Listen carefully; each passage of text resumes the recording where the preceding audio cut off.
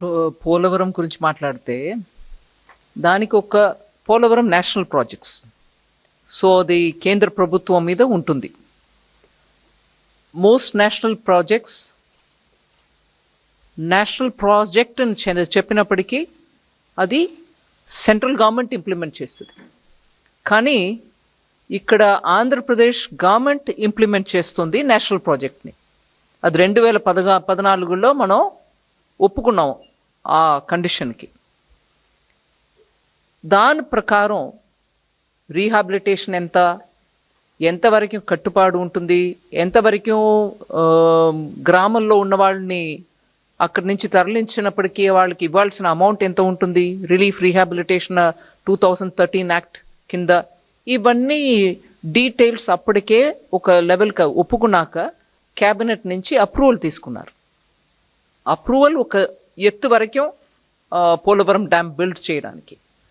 దాని తర్వాత కన్స్ట్రక్షన్స్ మొదలు పెట్టినప్పటికీ మెల్లమెల్లగా ఒక హైట్ వరకు వచ్చి దాని తర్వాత కింద ఉన్నటువంటి గ్రామాలకి ఇచ్చాం కానీ పైన ఉన్నటువంటి గ్రామానికి ఇవ్వలేదు. ఇట్లాగా కొత్త కొత్త ఇష్యూస్ రావడం మొదలైంది. సో నేను మీకు చెప్పవలసిన విషయం ఏంటంటే, ఇప్పటి వరకు ఒప్పుకున్న అన్ని కండిషన్స్కి గవర్నమెంట్ ఎంతవరకు డబ్బు ఇవ్వాలో అది ఇస్తాం. ఇప్పటికీ ఇంకా కొత్త ప్రాబ్లమ్స్ కూడా కొంచెం వచ్చి ఉన్నాయి. నేను ఆ వివరంలో వెళ్ళలే. కానీ అది ఒక నేషనల్ ప్రాజెక్ట్, మేము ఒప్పుకున్నాం. సెంట్రల్ గవర్నమెంట్ అది తనకంటూ ఉన్నటువంటి ఒక ప్రాజెక్ట్ అని ఒప్పుకుంది. సో అది కంప్లీట్ చేయడానికి ఎంత అవుతుందో అంత మేము చేయాల్సిందే. తర్వాత అది గ్రాంటా లేదు సెంట్రల్ గవర్నమెంట్ మల్టీనేషనల్ బ్యాంక్ నుంచి తీసుకొస్తున్నారు ఏంటి అని అంటే, నేషనల్ ప్రాజెక్ట్ అన్నప్పటికీ ఖర్చు మాది కదా. సో గ్రాంటా అని అడగడానికి అక్కడ ఆస్కారం లేదు.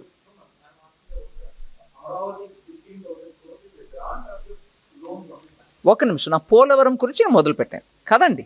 సో పోలవరం గురించి మాట్లాడుతున్నప్పుడు క్యాబినెట్ ద్వారా ఎంత అప్రూవల్ అయిందో దాని మేరకి ఇప్పటివరకు ఎంత ఇవ్వాలో అంత ఇస్తూ వచ్చాం. In fact first time cabinet approval చేసిన అంత అమౌంట్లో అన్నీ కూడా క్లియర్ అయిపోయింది. ఎగ్జాక్ట్ అమౌంట్ నేను ఇప్పుడు చెప్పట్లేదు కానీ అన్నీ క్లియర్ అయిపోయింది.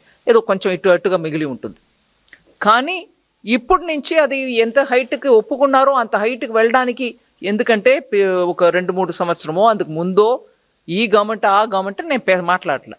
మొత్తానికి దాంట్లో ఉన్నటువంటి ఇబ్బందుల్ని దాటుకొని ఇవాళ అది కంప్లీట్ చేయడానికి ఎంత అవుతుందో అది మేము వాళ్ళతోటి కలిసి మాట్లాడి దానికి ఫుల్ సపోర్ట్ ఇస్తాం అనేదే మా statement. Correct.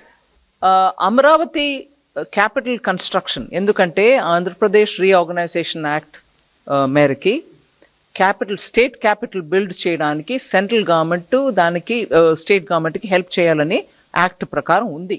So capital city Amaravati buildup చేయడానికి మేము డెఫినెట్గా వాళ్ళకి అసిస్టెన్స్ ఇవ్వాలి. ఇప్పుడు నేను చెప్పిన 15,000 కోట్లు వరల్డ్ బ్యాంక్ అసిస్టెన్స్ తోటి మేము వాళ్ళకి తెప్పిస్తున్నాం. దానికి కౌంటర్ పార్ట్ ఫండింగ్ కూడా ఉంటుంది. కానీ ఇవాళ స్టేట్ పొజిషన్ ఎలా ఉంది, అది ఎట్లాగా వాళ్ళు ఇస్తారా ఇవ్వలేరా, అది మేము సెంటర్ నుంచి గ్రాంట్ ఇచ్చుకుంటామా, ఇవన్నీ చూసి వాళ్ళతోటి మాట్లాడుకొని చేస్తాం. ఎందుకంటే ఆఖరికి ఆ క్యాపిటల్ లేకుండా 10 సంవత్సరం వెళ్ళిపోయాయి. ఆంధ్రప్రదేశ్కు ఒక క్యాపిటల్ ఉండాలి. భారతదేశంలో ఒక రాజ్యం ఉందనంటే క్యాపిటల్ లేకుండా అది ఆంధ్ర. అది యాక్ట్ ప్రకారం ఈ పార్టీకి క్యాపిటల్ అక్కడ ఉండాల్సిందే. నేను ఎవరు చేస్తారు ఎవరు చేయలేదు అనే విషయానికి వెళ్ళలే. ఆ క్యాపిటల్ బిల్డ్ చేయడానికి కేంద్ర ప్రభుత్వం పూర్తిగా కట్టుబడి ఉంది.